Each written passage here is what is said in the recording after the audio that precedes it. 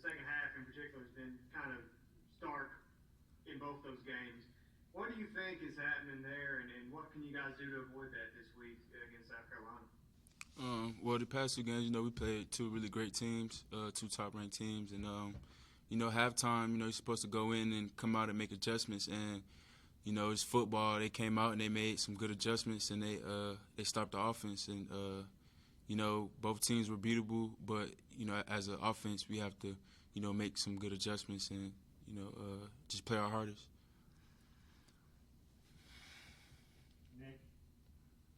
Much has been made about what the seniors will do after the season, whether it's bowling, whether it's returning for another year. How much thought have you given to what you'll do after this South Carolina game, after your senior day?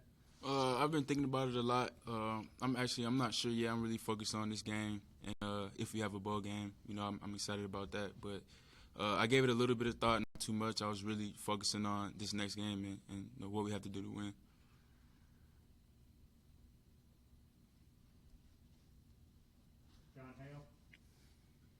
Josh, what's going to be your favorite memory of your time at Kentucky, if it does end after this week or a bowl game or whatever? That 2018 season, I just felt like that environment, that atmosphere, and how close we were as a team really was a big thing for me. And those guys that were here were a big influence on me.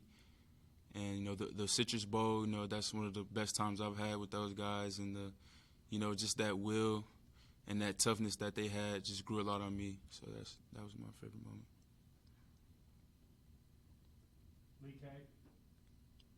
Josh, just especially what the team's been through the last two games, how big is this South Carolina game? Even if there is another game with a bowl game in the future, just how big is this for the team mentally to get a win on Saturday? This is a big chance for us to come in and get that, that nasty feeling off of, losing these couple games that we've lost. And, just do it for the seniors, for the guys that's leaving, and, just for the person next to you, it's a big deal because after this game, that we're going to go a long time without football. So, just remembering that, this may be the last one. We might not have a bowl game, so just knowing that this may be the last one is, mentally, you should want to go out there and play your hardest.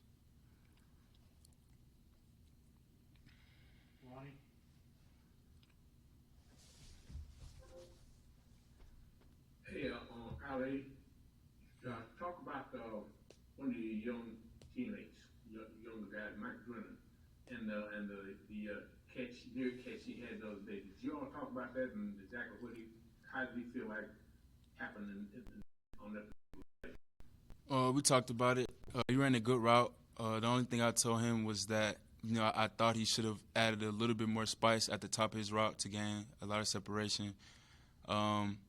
The ball could have been there a little bit earlier, but, it's on the receivers to make the quarterback look good. So I just told him something that'll help that is a little bit more, I call it sauce. So a little bit more sauce at the top of the route just to get some more separation. But it was a great route by him. Mike's, he's picking things up a lot. And, I think he's going to be a great player. Josh? I just asked Landon this. I don't know if you were there listening. What do you think when you look at your time in the program and how much it's grown from since when you got here to now? What do you think's the next step? What do you think has to happen for Kentucky to keep that progress, going the right direction? Well, I think that we as a team, we should get more closer. And it was hard, just doing this COVID and everything, this pandemic. It was hard for us to, do things as a team and be together a lot of the time. But that's one thing that's big on programs is everybody's together and everybody knows everybody. You go out there and play for that person because you know that person on the personal level.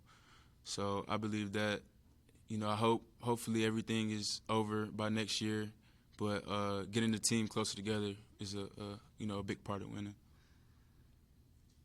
All right, we'll wrap up with John Hale so Josh can get to his exam.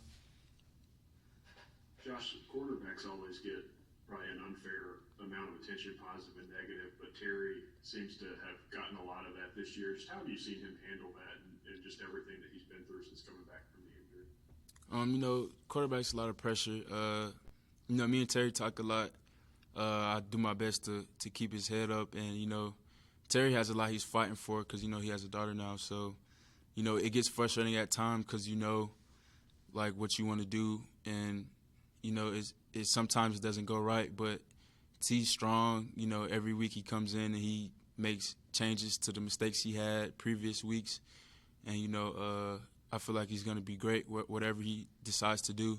I feel like he's going to be a great player, and I feel like he's going to have that urge to grow and learn more as time goes on. All right, guys. Appreciate it. We'll see y'all tomorrow.